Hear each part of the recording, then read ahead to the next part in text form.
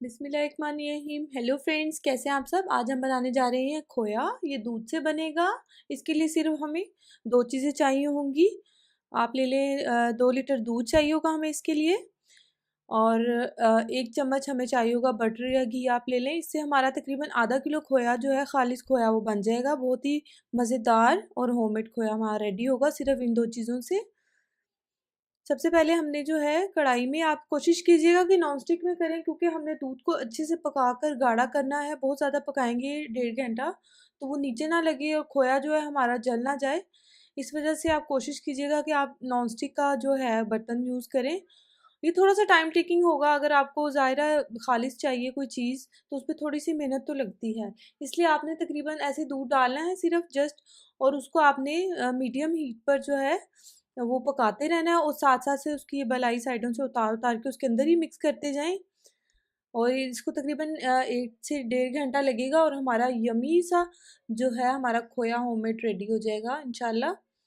और ये आपके अब ईद आ रही है तो आप कोशिश करेंगे आप पहले ही इसको बना कर रख लें। मैं इसलिए पहले बनाना सिखा रही हूँ ताकि ईद वाले दिन जो है आपको जस्ट आप उसको निकालें और आप उसको यूज़ कर लें।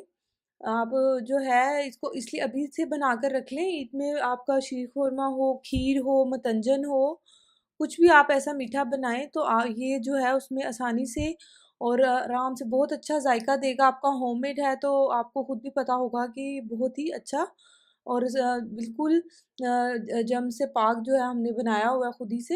ये देखिए फ्रेंड्स, ये गाढ़ा हो रहा है। इधर तकरीबन हमें इसको हो गए 45 मिनट्स। और आपने बस कंटिन्यूसली इसमें स्पून को अच्छे से साइडों से सारा उतारते रहना है साथ साथ, ताकि ये जले नहीं।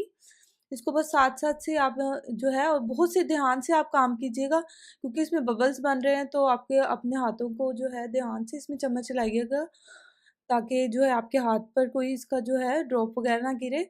इस तरह से जो है आपने इसको कंटिन्यूसली चलाना है, और जब ये इसकी थिकनेस इतनी हो जाएगी तो फिर आपने जो हमारा 1 चम्मच बटर या घी है वो आप इसमें डाल दें, क्योंकि इस स्टेज पे जो है ये बहुत जल्दी से नीचे लगने लग जाएगा। गाढ़ा हो गया है तो बहुत जल्दी से जलना शुरू हो जाएगा। इस स्टेज पे जो है आपने जो है अपनी जो चूल्हा है उसको हाई फ्लेम पे करके इसको इस तरह से कंटिन्यूसली आपने चम्मच से अच्छे से मिक्स करते रहना है घी को। और ये देखिए फ्रेंड्स, ये कितना गाढ़ा हो गया है, और अब घी डालने की वजह से जो है ये ज़्यादा जो है वो सरफेस पे अपनी नहीं, वो ज़्यादा से वो हो रहा। ये देखिए नीचे नहीं लग रहा है इतना ज़्यादा।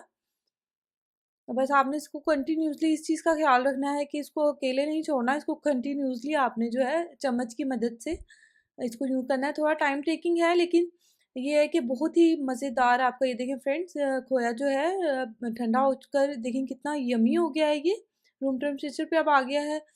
अब ये है कि आप इसको सेव कर सकते हैं। ये पार्टीशन आप इसकी कर लें। आप इसको 3 जगह पे या 2 बॉक्स में डालकर आप इसको रख लें। जब भी आप कोई मीठा बनाए इसको डिफ्रोस्ट कर सकते हैं आप यूज़ कर सकते हैं।